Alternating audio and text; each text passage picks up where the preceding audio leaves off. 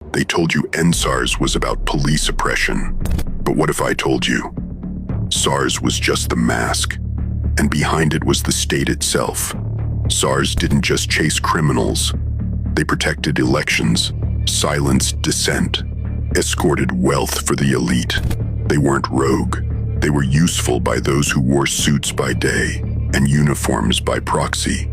So when the youth rose, leaderless, united, unstoppable, it wasn't just protest. It was rebellion without permission, a crack in the chain of control.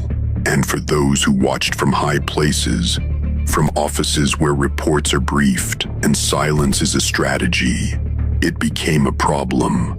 At Lekki Tollgate, the lights didn't just fail, they were cut. Cameras didn't just fall, they were removed. And what followed wasn't confusion, it was coordination. Bullets didn't fly from fear, they came from alignment, from a command chain that doesn't need to speak, because every rank knows how power protects itself. But here's where they hoped you'd never look. Soldiers don't move on civilians because they're angry. They move when something higher up calls it necessary.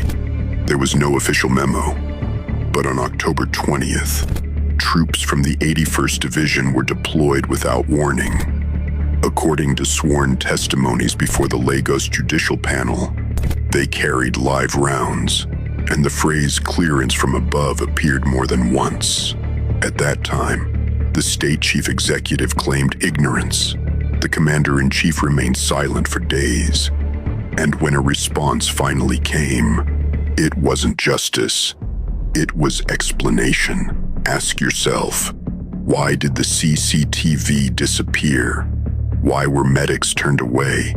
Why were peaceful voices treated like threats, while those who followed the signal got promoted? Because a military doesn't freelance.